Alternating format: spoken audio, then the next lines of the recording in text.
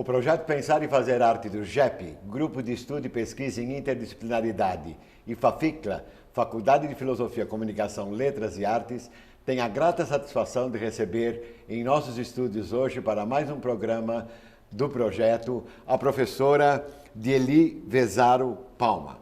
Diely possui graduação em Letras, Português e Francês pela Universidade Presbiteriana Mackenzie, 1969, mestrando em Língua Portuguesa pela Pontifícia Universidade Católica de São Paulo e doutorado em Linguística Aplicada e Estudos da Linguagem, também da Pontifícia Universidade Católica. Realizou estágio de pós-doutorado na Faculdade de Letras da Universidade do Porto, desenvolvendo pesquisas sobre a formação de professores em Portugal e no Brasil. Atualmente é professora do quadro de carreira, categoria assistente da Pontifícia Universidade Católica de São Paulo. Tem experiência na área da linguística, com ênfase em historiografia da língua portuguesa, atuando principalmente nos seguintes temas: historiografia linguística, argumentação, metáfora e ensino de língua e gramática. Diely, é um grande prazer recebê-la novamente a pedidos no programa para falarmos um pouquinho sobre a linguagem, né? Sobre os mitos que existem, acho que na cabeça de quase todos, com relação à linguagem. E eu gostaria de fazer a primeira pergunta a você, que é a seguinte: um dos fatores analisados em sua pesquisa é fortemente marcado pela figura da linguagem que chamamos de metáfora. O que vem ser a metáfora? Bom, Cláudio, primeiro eu quero agradecer a oportunidade de É um estar prazer aqui com você, né? E sendo sempre muito gratificante poder conversar com você sobre as questões que nos inquietam em relação à linguagem e ensino de línguas. Que a gente sempre faz, né? Quando nós nos encontramos é sempre assim. Então, vamos lá, Cláudia. Para a gente definir metáfora, inicialmente nós temos que levar em consideração a seguinte questão. Hoje, a metáfora não é apenas vista como uma figura de linguagem. Ela, a partir dos anos 80 do século XX, ela ganhou uma nova perspectiva e hoje é vista nessa perspectiva como uma figura de pensamento, ou melhor dizendo, como um processo cognitivo fundamental da mente humana. Então, se eu partir do princípio de que ela é um processo cognitivo, o que a gente entende então por metáfora? A metáfora ela acaba se tornando um processo de construção de conceitos metafóricos, que são construídos com base na semelhança e mapeados em domínios cognitivos diferentes. Né? Então, é das aproximações que o usuário faz em relação a domínios da realidade diferentes e que ele vê pontos de semelhança, é que ele acaba construindo, então, esses conceitos metafóricos. E segundo os dois autores que mais estudaram esse assunto, que foram Lakoff e Johnson, na década de 80, embora eles tenham tido precursores assim, de peso, como, por exemplo, o Jean-Baptiste Vico, que foi um filósofo napolitano do século XVIII, o próprio Rousseau via a linguagem como metafórica. É somente depois dos anos 70, com a queda do objetivismo, da ciência positivista, que a metáfora, então, vai encontrar seu espaço, né, nos estudos científicos, né, porque ela é entendida apenas como um recurso que embelezava o discurso. Né. Então, a partir do trabalho de Lakoff e Johnson, a metáfora, então, ela é entendida como um processo que direciona a nossa forma de conceber a realidade. Ou seja, nós olhamos a realidade, o mundo, e o pensamos metaforicamente. Só que quando nós falamos nessa perspectiva, Cláudio, nós não estamos falando nas metáforas de invenção, as metáforas criativas. Nós estamos pensando nas metáforas convencionalizadas. Foram aquelas que um dia foram criativas porque elas preencheram alguma necessidade comunicativa ou alguma falta de termo específico para designar qualquer elemento da realidade, e aí então criou-se essa metáfora. Com o passar do tempo, ela foi sendo aceita pelos usuários, tornou-se convencional e hoje ela nem é mais percebida como metáfora. Como casa de ferreiro, espeto de pau. Não. Não? Não. Casa de ferreiro. Então explica para o telespectador o que você quer dizer. Seria uma metáfora já institucionalizada? Isso, é uma metáfora institucionalizada. Os conceitos metafóricos são metáforas institucionalizadas. Então, nós pensamos determinadas ações ou determinadas ações que nós realizamos em sociedade, elas são representadas por conceitos metafóricos. Então, por exemplo, o ato de discutir, na nossa sociedade ocidental, pelo menos, ela é entendida pelo conceito metafórico discussão é guerra. E com base nesse conceito metafórico, quando você vai participar de um debate, que não é o que nós estamos fazendo agora, que nós estamos conversando, mas se nós fôssemos debater, sim, nossa postura seria muito diferente. Claro. Porque eu entro num debate pensando que eu estou numa luta e eu quero sair vencedora. E para isso eu vou destruir todos os argumentos do meu interlocutor. Eu não vou permitir que nenhuma das propostas dele avance. Então eu quero, para poder sair vencedora nessa luta, eu preciso ter argumentos mais fortes, capazes de torná-lo derrotado. Então veja, essa postura, ela nos leva a ter um comportamento, portanto, a agir de uma determinada forma a partir desse conceito metafórico que discussão é guerra. Isso está presente na nossa sociedade, não é só isso. Eu acho que hoje, por exemplo, já vi pesquisas, um aluno do programa de língua portuguesa estudou as metáforas nos jornais esportivos sobre futebol. Futebol também é guerra. É por isso que as torcidas uniformizadas se enfrentam do modo como elas se enfrentam, né? Então, esses são conceitos metafóricos, e quando eu digo assim, eu vou acabar com o Cláudio durante o debate. Veja, eu estou usando uma metáfora, sim, mas ela é convencionalizada. Na fala do dia a dia, nós nem pensamos que isso seja mais uma metáfora. Então, foi esse tipo de metáfora que Lakoff e Johnson chamaram de metáforas da vida cotidiana. Metáfora com as quais nós vivemos, é o título da obra deles, né, traduzido ao pé da letra em português. Né? E que mostram que essas concepções que direcionam o nosso olhar sobre a sociedade, o nosso agir em sociedade, esses conceitos metafóricos direcionam o nosso comportamento. Você quer ver um outro exemplo? Nós vivemos numa sociedade capitalista. Então, há uma metáfora que rege as nossas ações, a nossa forma de pensar. Tempo é dinheiro. Tempo é dinheiro. Tempo é dinheiro. E com base nessa metáfora, nós encaramos o tempo como uma mercadoria. E, portanto, ela precisa ser poupada, ela precisa ser valorizada, ela precisa ser economizada, entendeu? Exatamente. Então, quando você está com alguém, vem conversar com você e começa, a demorar muito para chegar onde você pretende, você não entende bem qual é o objetivo, você fala, olha, poupe meu tempo, tenho muito o que fazer.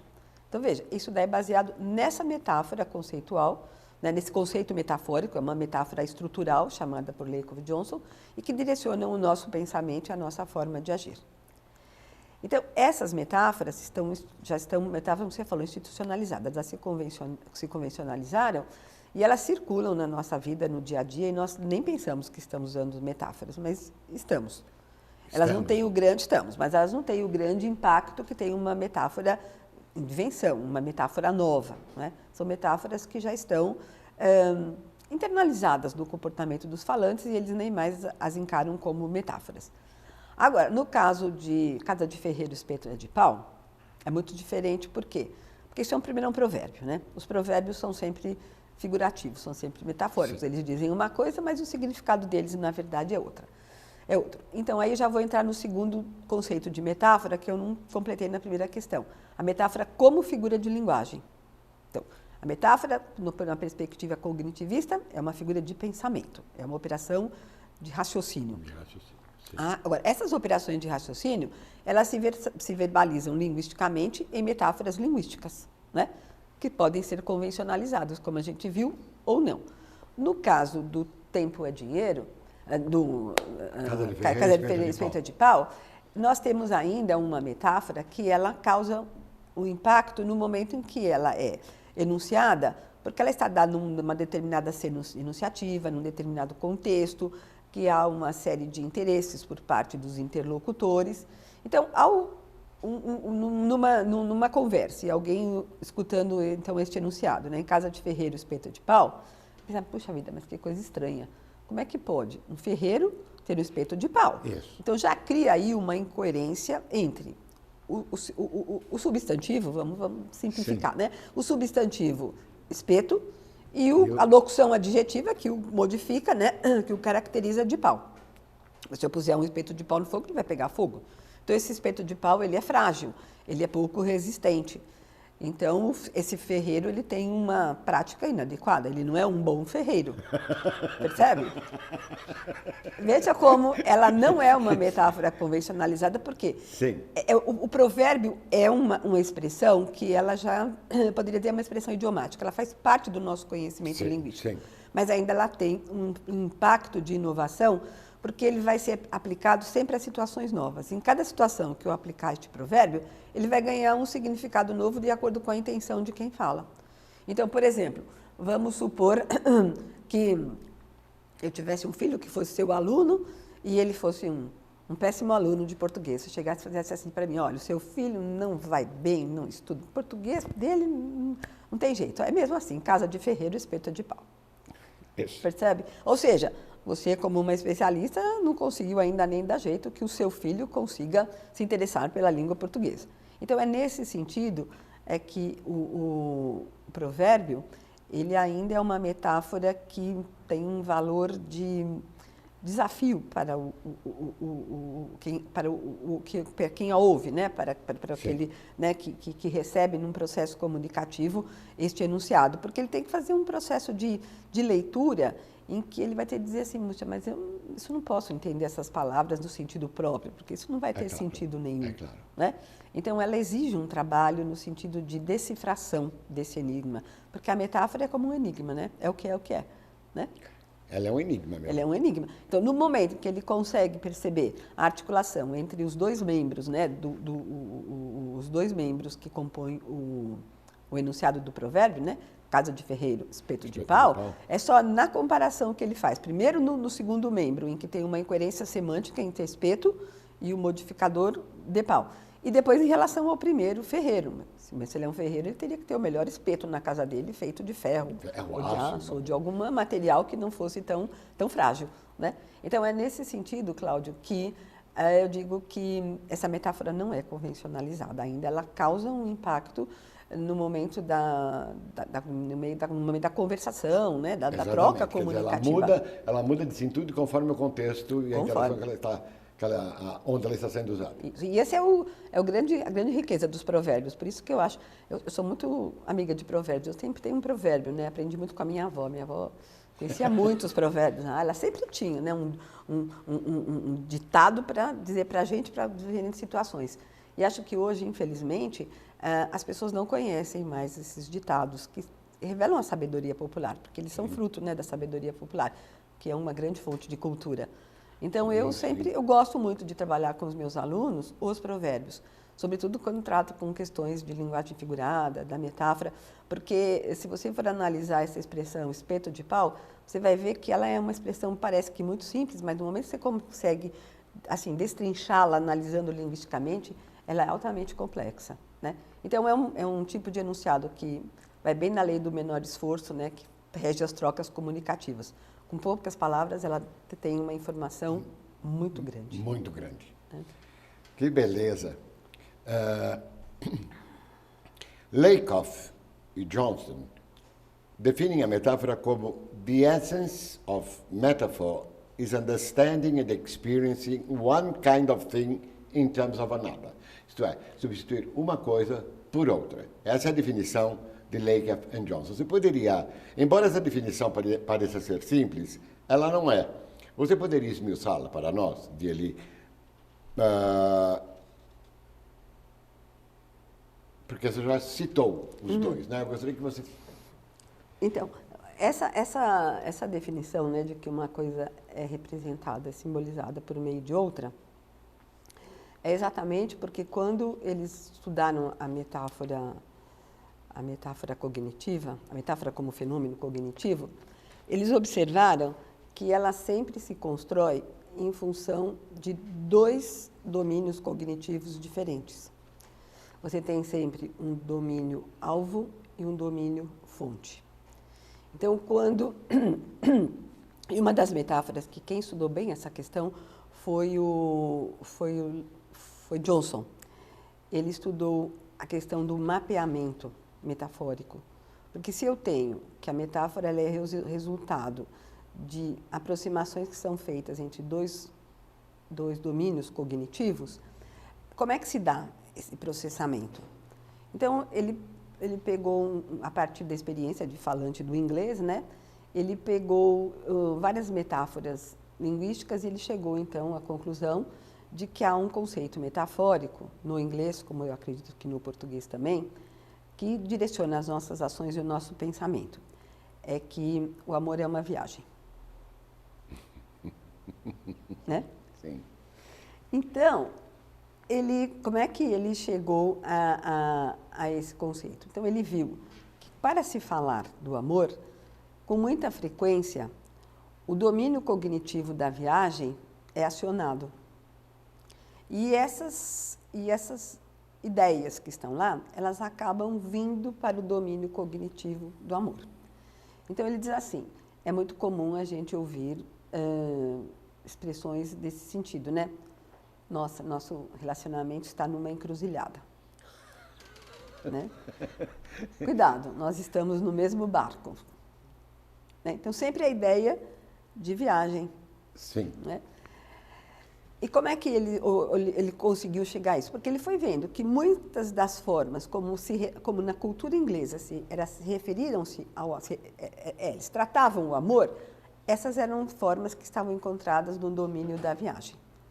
Então, é por isso que ele diz que é uma forma em que você usa elementos de outra área.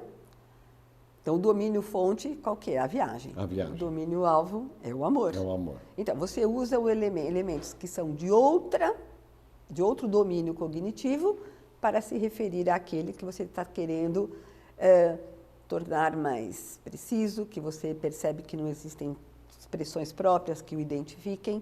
E assim que é que ele construiu... Então, através desse mapeamento, ele faz uma... É um mapeamento que ele é bionívoco, ontológico e bionívoco. Você vai, assim, tentando descobrir pontos dos dois domínios de conhecimento.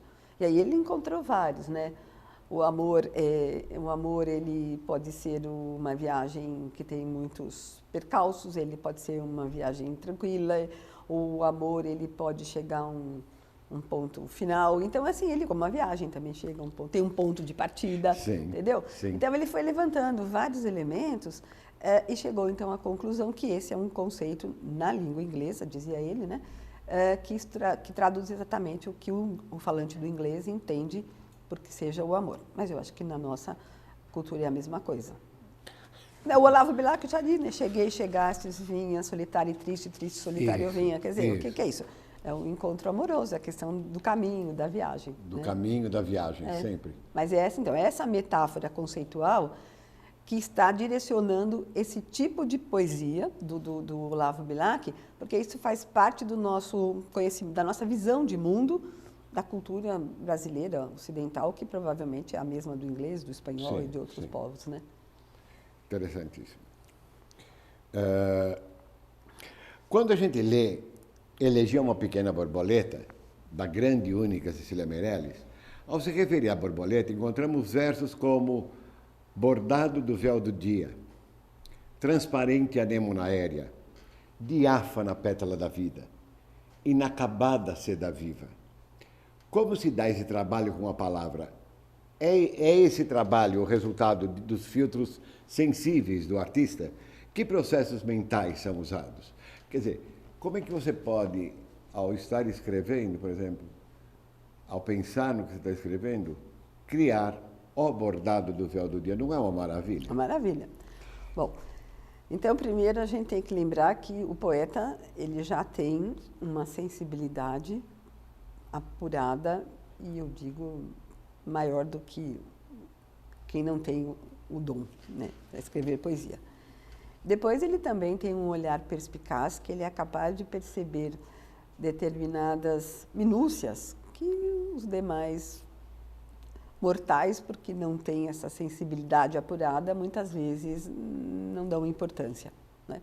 Então, acho que já é uma questão mesmo do dom, da genialidade que, em geral, os poetas têm. Cecília Meirelles, sem dúvida, foi uma das nossas maiores, né? Tem uma nessa poesia que ela fala assim, que quando ela vê a borboleta expirando, ela fala assim: e é cinza de lua teu corpo, meus dedos sua sepultura. É. Então, e aí, qual que é o processo, né, que ele usou? Mais uma vez, o processo foi um processo metafórico, como processo cognitivo. Sim. Ele olhou domínios da realidade diferentes e fez aproximações entre eles. Então, vamos lá. Diáfana, Pétala da vida. Então, vamos lá. A metáfora, Cláudio, ela é sempre uma construção por equivalência. Então, a borboleta é a diáfana pétala da vida. Então, já começa aí o primeiro problema. A borboleta, diáfana, pétala. Então, se ela é borboleta, ela não pode ser pétala, porque a borboleta está numa área está num domínio do conhecimento, ela é um inseto, lepidóptero, né? Sim. Então, como é que ela pode ter pétalas, pétala transparente? Mas Aí ela já, tem asas. né? Mas ela tem asas, então. Mas essas asas já estão simbolizadas Pelas pétalas. pelas pétalas. Mas lá, no momento em que ele pôs pétalas, ele transformou a borboleta numa flor. Então, ele vai para outro domínio cognitivo, que é o que é uma flor. Uma flor, ela é uma parte da planta que indica uma fase da sua reprodução, né? Então, uma borboleta é uma flor que tem pétalas, e ele não usou a flor inteira, ele usou uma parte da flor. Ainda tem um processo aí de sinédrio, que ele pegou a parte pelo todo. Sim. Né? Veja, o trabalho que ele foi construindo. Bom, nós estamos como analista destruindo tudo isso, porque claro, provavelmente para ele isso veio intuitivamente. Estamos aqui fazendo uma análise linguística. Bom, então diáfana, pétala da vida. Aí ele vai para outro campo de conhecimento, que é o da vida. O que é a vida? A vida significa que ainda os seres, eles têm todas as suas capacidades plenas, eles podem exercer todas as suas atividades, tal. Tem que ter, né, essas preservadas todas essas possibilidades. E aí, então, ele definiu a borboleta como a diáfana pétala da vida. Viva. Viva. Então, ela não está morta ainda, porque é no final que ela vai chegar a estar morta, né? Então, essa pétala, que é uma pétala que também tem um processo. Por que ele pôde escolheu a pétala e não a flor inteira? Porque aí ele perderia a analogia que está com a asa da borboleta. Duas. Não é? Então, o que ele faz? Ele manteve ainda um outro processo, que é o analógico. Ao escolher as pétalas, ele manteve a ideia de que eu estou pegando uma parte, eu não estou pegando a borboleta inteira. E ele define, então, a borboleta pela sua parte, chamando a atenção para provavelmente era uma borboleta que tinha as asas transparentes, né? E que daquilo é que dava a sensação dela de estar viva, de estar, né, embelezando a natureza e tal. Então, Cláudio, isso tudo, a gente quando analisa, vê que o trabalho de criação, eu acho que ele, muitas vezes ele é intuitivo num primeiro momento. Mas a gente sabe, até por depoimento de muitos escritores famosos, que depois eles retrabalham o texto, né? E acredito que no caso da Cecília, ela também fizesse um trabalho depois de depurar o seu texto. Aquilo não sairia assim numa primeira inspiração, né? Porque a gente sabe que o trabalho poético ele tem 80% de transpiração e 20% de inspiração, né? Porque ele é bastante... Ele é um trabalho que é pensado, é refletido, né? É mito, aí tem um mito também, dizer que a pessoa senta e o trecho sai pronto. Não, isso não é verdadeiro. Não, não é verdadeiro. Mas, de qualquer forma, a Cecília, ela dá a impressão, nesse poema, que ela deveria ser, sabe, parece aquelas bordadeiras que fazem ponto cruz, né? Que vai juntando aqueles pontinhos e aí estamos usando uma metáfora até para tentar explicar as metáforas que a Cecília criou. E hoje a gente sabe que quem trabalha com a leitura do texto poético, com a participação de leitores reais, a gente percebe que na leitura das metáforas, para eles explicarem como eles interpretaram essas metáforas, Cláudio, eles criam outras metáforas. Sim. É muito interessante.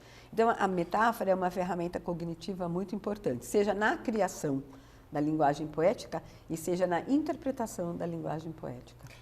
Deli, nós gostaríamos de agradecer muitíssimo a sua presença. Nós ficaríamos aqui horas e horas discutindo esse assunto que é muito instigante dentro do grupo de pesquisa e dentro do seu próprio grupo de pesquisa, não é?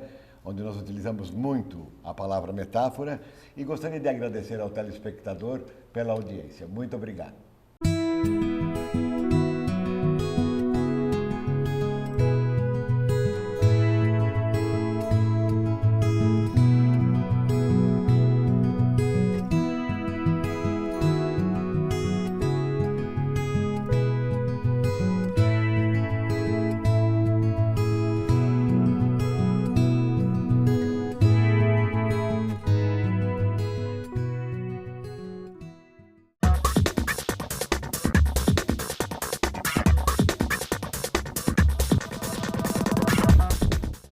Certamente você já ouviu falar sobre as dietas da moda.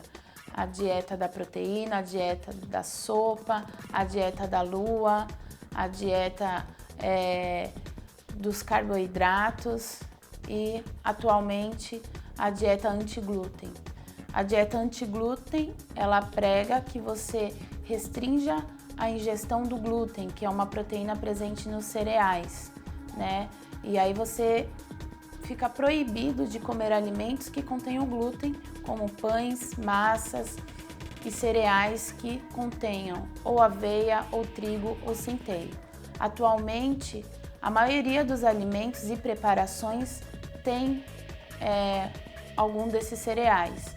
Então você fica restrito a poucos alimentos na sua dieta e causa uma deficiência grande de outros nutrientes. Dessa forma, ainda a reeducação alimentar é a melhor saída para o emagrecimento saudável, através de uma alimentação balanceada e a prática regular de atividade física.